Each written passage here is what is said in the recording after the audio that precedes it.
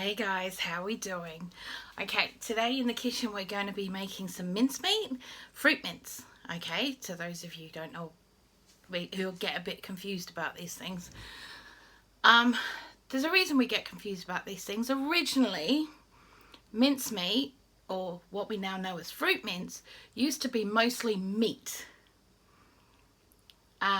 With a little bit of fruit, because dried fruit like grapes and so sultanas and raisins and lemon peel and orange peel and all that kind of stuff used to be really expensive, so people used to buy a little bit of it and put it in the mince, and that used to be pork mince, not beef mince. So over the years it has slowly we've dropped out the meat, made it just fruit. So that's where we're at, and that's what I'm going to make for you guys today. Okay, so we have a few ingredients. We're going to be using some still cider, proper cider. We've got some mixed fruit, just the cheap stuff that only costs like £1 a packet. Got mixed spice. I've got some pomelo peel that I did earlier this year. I've got some lemon peel that I did earlier this year. I've also got a small handful of the lime and clementines that I did. I've got what's left of our dates. And we've got some apples, green apples. Right, so first off, we need to grate our apples and chop up some of our peel, because we want to get everything ready first. So we're going to chop up everything and then I'll meet you back at the pot.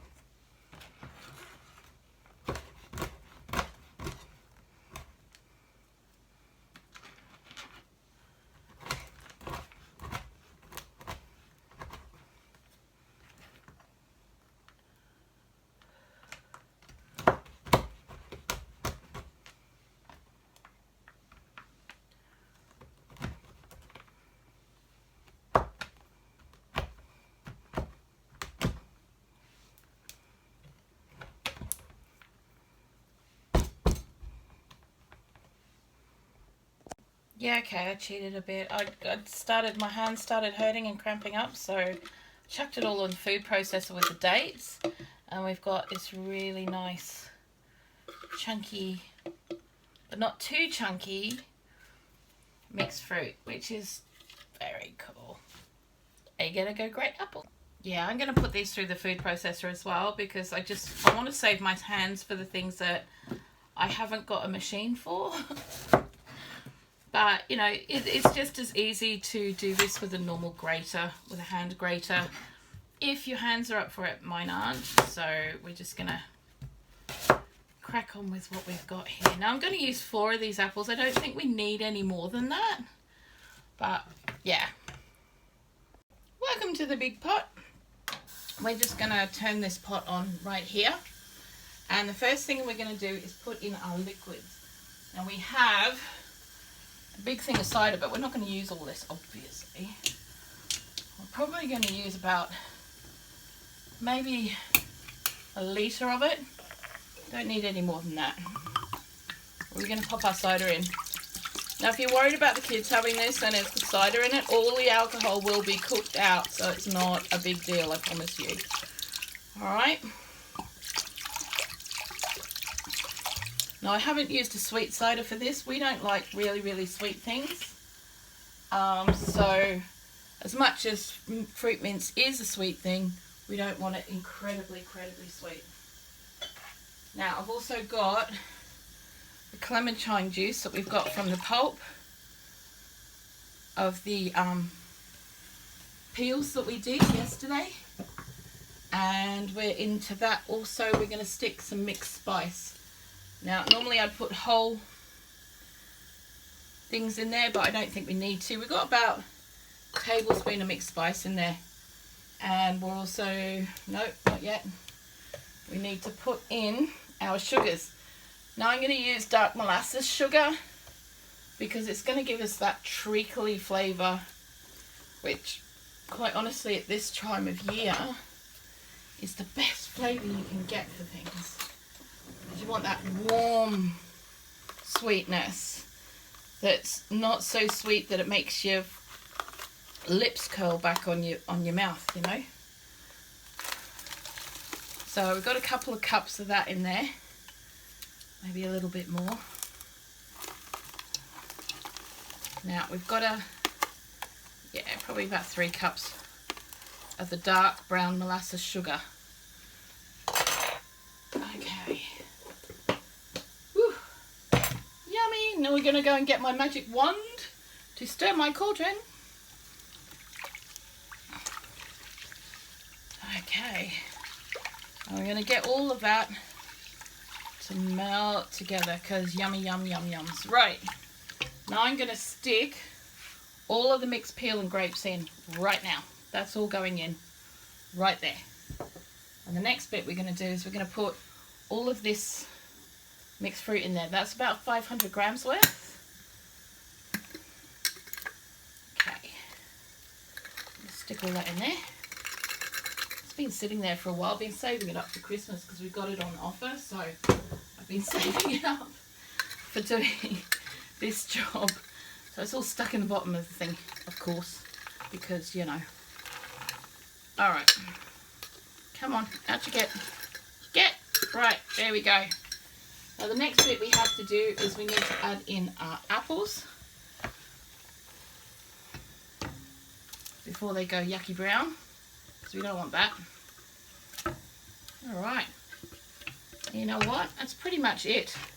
Now it has to cook down until it's all pulpy.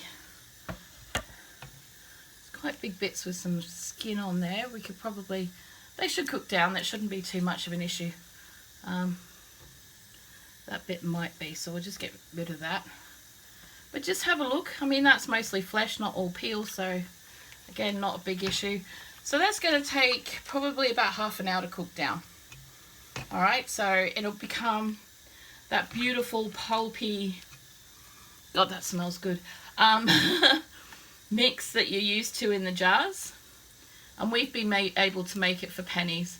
Considering at the moment that a small jar of value, you know, basics, £1 jam jar sized mincemeat is £1.50. We've been able to make this for about £1.50, but we've got far more than they have for their pound jar. We've probably got about triple, quadruple what they've got, so it's worth doing. And if you've got apple trees, do that. I mean, next year I'm hoping to get some apples because we know where there's a feral apple tree, and I'm hoping that we'll be able to get some of those so that I can actually dry some off so that we can use them to go in our mincemeat. I mean, you can use fresh, you can use dried, you use whatever you like. If you want to put apricots, if you've got them, put them in. If you've got figs, put them in. Put whatever you choose in your mincemeat. Okay? It's yours to do with as you choose. Now, some people still put suet in it, and you can still buy it with suet in it. I choose not to put the suet in it, and it doesn't make any real difference to me, except I don't get that fatty aftertaste of cold fat up on the roof of my mouth. So, yeah. So we're just going to let this come to the boil. And then we're going to turn it down to simmer for the next 45 minutes, half an hour, 45 minutes. Okay, so we come to the boil. I'm going to turn this down. Just keep an eye on it. Make sure you stir it from the bottom. You don't want it catching because that's when it'll burn. Oh God, it smells like Christmas. It really does. It smells like Christmas in this pot. Yes, it does. Yum, yum, yum. Oh, that's amazing. Okay, back in a bit. Hey guys, look at our pot of yumminess. Check this out. Now it has shrunk by 2/3. We've cooked it down to 2/3 and it's beautiful and pulpy and the smell is amazing. And even Tanny's like, oh, that smells so good. Which is a win. Now normally I'd be jarring this up in sterilised jars, but this year I'm not going to because obviously we need to use it fairly straight away. Okay, so I'm going to turn that off. Any leftover liquid now, which there really truly isn't that much of, the fruit is going to take up anyway because there is still a little bit, it's looking a little bit dry, but they will take up the rest of that. And this will be ready to use tomorrow when it's cooled off. I'm just going to put it in a container today, but if you are going to jar it up, just pop it into a sterilised jar, tip it upside down. Once you put the lid on, you got your vacuum seal, pop it back once it's all cold, upright, and you'll have your seal, and it's perfect. That's just, I'm so proud of that. Oh my God. It's like Christmas in a pot. It's like Yule in a pot. All those yummy smells of winter are in that pot right there.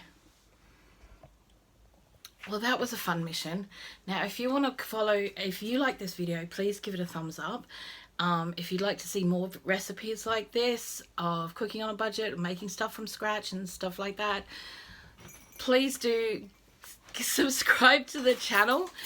Hit the bell icon. What the hell are you doing? Your car quickly. Well, you stop grabbing my bum. No. Right. Hit the little bell icon and choose the all. And then you will be told when my videos come up. Now, sometimes I put up more than one in a day. Sometimes I put up 2 or 3, depending on how busy I've been or how I've got the editing done and stuff like that. I always do a morning musings. So, you know, where we get to chat when I first wake up in the morning and, you know, talk about the things of life, you know, the food of life. Okay, so, I'm going to go. I got to get this done. I've got loads of other things to do. I've got so much to get on with. And I will talk to you guys later on. Bye-bye.